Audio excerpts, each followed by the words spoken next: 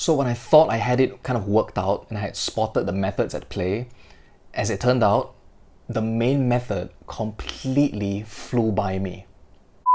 Hi guys, welcome back to the channel. Welcome back to another episode of Nique Chats, my magic and mostly mentalism review show. My name is Nick Tan, and on today's episode, I'll be chatting with you guys about Tether, a propless mentalism technique from the mind of RedDevil.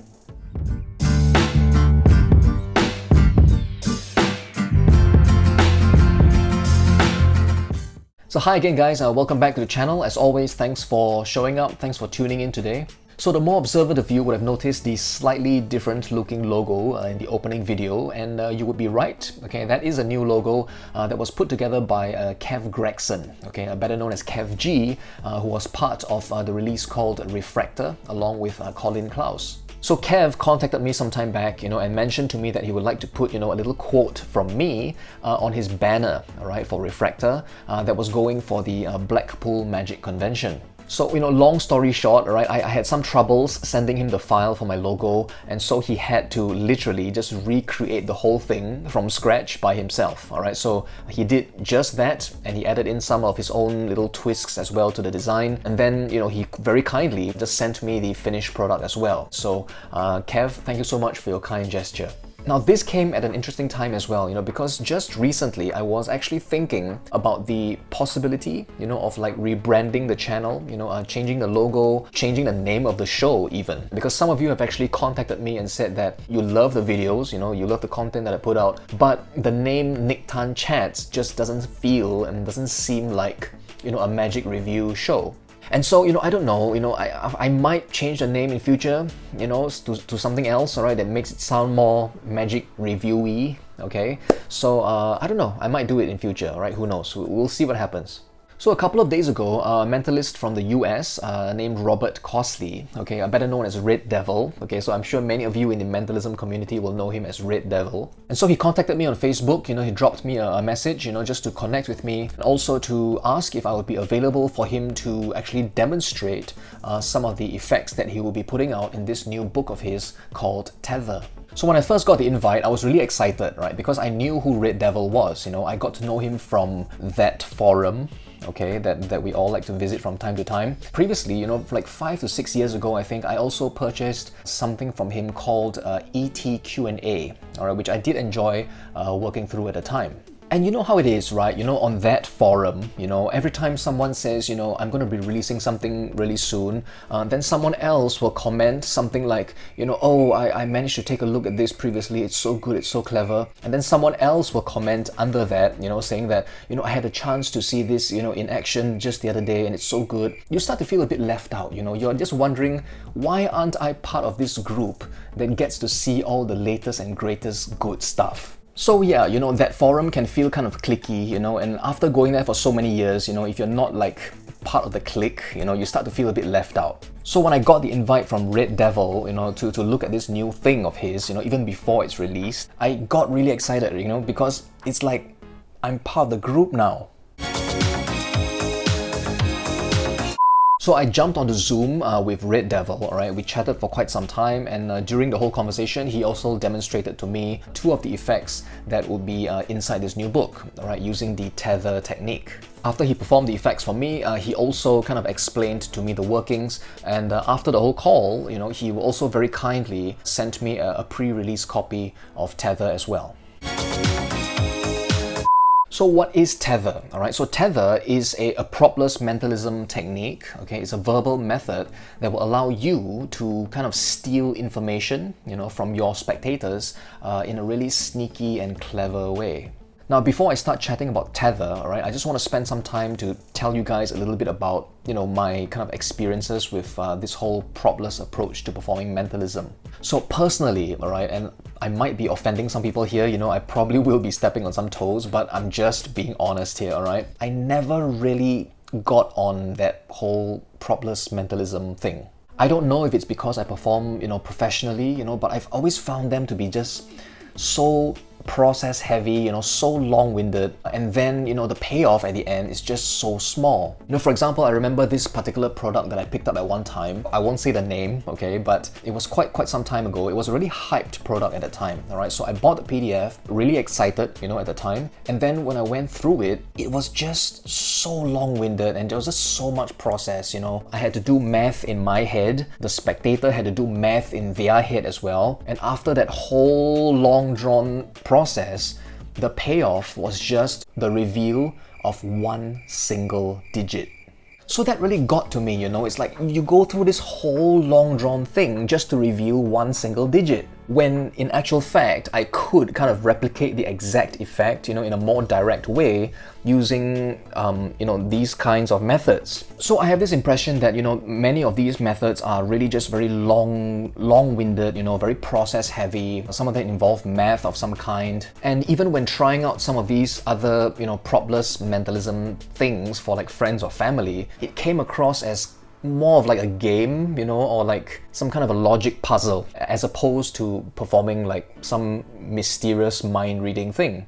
And I really do appreciate that RedDevil himself does mention, right, that he's a hobbyist, and this sort of material that he creates, all right, it's just material that he's really proud of, okay, he's really passionate about, but he does understand that he performs casually, right, for like friends, family, colleagues in that sort of an environment. And I think that's perfectly alright, it's perfectly fine. It's even fun, to just try these things out with your friends and your family. My issue comes with some creators who kind of want to give you the impression that they do this sort of thing all the time and they perform a lot, and all they depend upon are these sorts of propless mentalism stuff to do a professional gig. And then I go through some of the material and I'm like, I just don't believe you, it just doesn't come across as believable. It's like, I don't believe that you really depend on this sort of stuff to perform a full professional show. Because some of these methods, it doesn't work like all the time as well, right? There's an element of risk in there. And then even when it does work, it's like the payoff is just so small. So there really wasn't an incentive for me as a professional performer to be including these sorts of methods and material in my performing repertoire. That being said, all right, I do have the utmost respect, okay, for some of these creators out there in the, propless mentalism field, right? Because they are just really so passionate about what they do and they really try so hard to push the envelope about what is possible with this sort of propless approach. And I do believe, the whole propless mentalism scene has improved by leaps and bounds. So my very first wow moment when it comes to this propless mentalism thing came to me over a Zoom call with Drew Beckenstoss.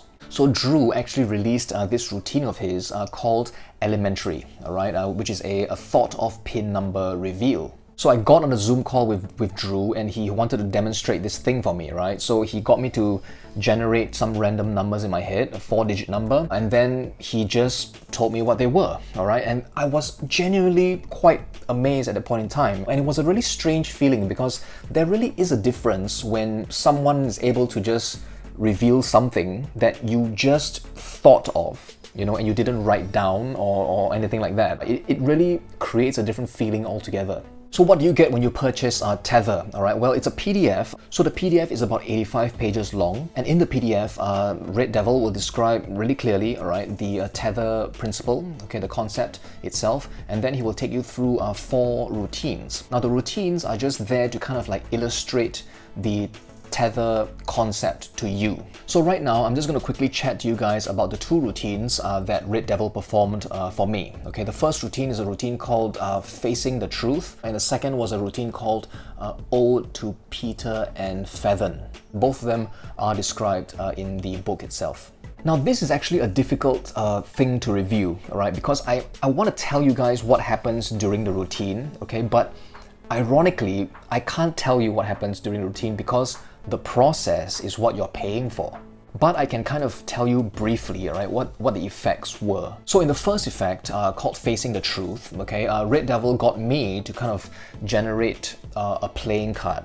Okay, so what happened was I generated a number in my head, and then I attached a suit, okay, clubs, hearts, spades, diamonds, so I had a playing card in my head, and then he really quickly just told me what the card was. And then in the second routine, it's kind of like a little bit different. The second routine is more like a spectator as mind reader routine. So in actual fact, you know, he thought of a drawing and then a playing card, and I somehow managed to read his mind. So after the performances, you know, RedDevil had a quick discussion with me about what I thought was the method, right? So, you know, being in the whole mentalist magician mode, right, I kind of like tried to break down the method in my head. So when I thought I had it kind of worked out and I had spotted the methods at play, as it turned out, the main method completely flew by me. Now, this was because I was looking in the wrong place. So I cannot tell you what the method is, I cannot tell you what the process is, what the method is, but I can tell you when it happens. And this when that it happens, I think it's even more impressive than the actual method itself, because it came at a time that was completely invisible to me. Because you see, as a mentalist, as a performer myself, right, I mean, you know how it is, you know, when another performer kind of performs something to you, you can kind of like feel that method is happening at certain points, right? You can kind of sense when method is being performed on you. But for me, when tether was being applied, it completely was invisible, alright? And here's the reason why. So I hope that most of you out there would understand the concept of active and relaxed states, alright, when performing magic, right? It's a kind of like a basic kind of thing in misdirection. You know, for example, if you're performing a top change, right, you wouldn't do it in the active state. You would display a card, right, you know, and talk a little bit. When you relax back, that is when you do the move. And that is exactly when tether is being performed. So what you have here is actually the active and relaxed states of method when it comes to propless mentalism. And that is the reason why when I was describing what I thought and how I thought it worked to RedDevil, I completely missed that other piece of the puzzle because it slipped by me as it was performed in the relaxed state. I thought the method was over. He's got this little piece of script, you know, that kind of relaxes you and makes you think that the whole effect is over, right? The method is over. Okay, so once you relax back, that is when he sneaks the tether technique in, okay? And that is what I think is so clever about this. It's just so difficult to review this, you know, because I cannot tell you exactly what happens, but I can tell you this, alright? It is logical, okay? It's very logical, and it doesn't feel like method to the spectator. Having experienced the effect of it myself, I can tell you that it doesn't feel like there was a method going on.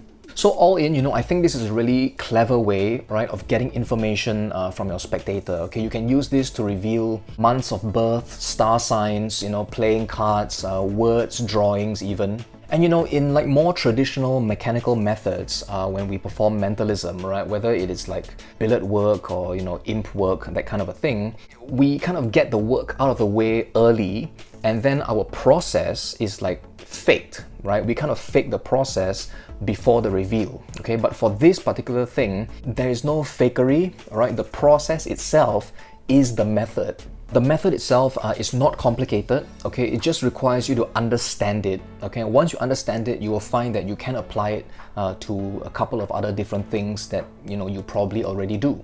It is also not language dependent. You will need to give it some thought, I think, you know, but it is really not language dependent at all, okay? It's really a concept that is not bound by like language restrictions or things like that.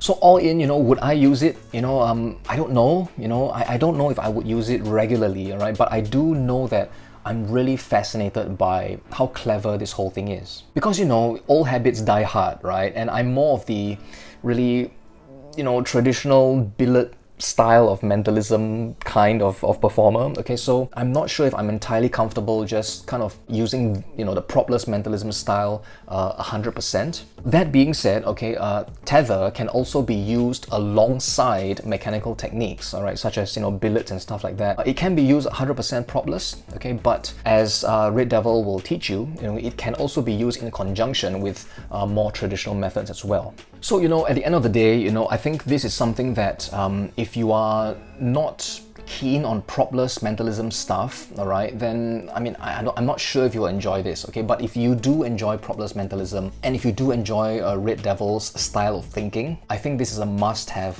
for you, okay? Because if you are a fan of propless mentalism, you will definitely find that this is worth adding to your arsenal of propless mentalism tools. So that's all I have to say about Tether from RedDevil. You know, I do realize that I've not told you exactly like much about it, but hopefully I've given you like my impressions of it. So again, if you like propless mentalism, I think you will enjoy this one. If you want to pick up a copy of Tether for yourself, I will leave a link in the description box down below. Once again, I'd like to thank RedDevil for contacting me and for sharing with me this little creation of his called Tether. So as always guys, thanks for watching today's episode. I do hope you enjoyed it, alright? Until next time, till the next episode, take care of yourselves, have fun with your magic, and I will see you again on a future episode of Nique Chats.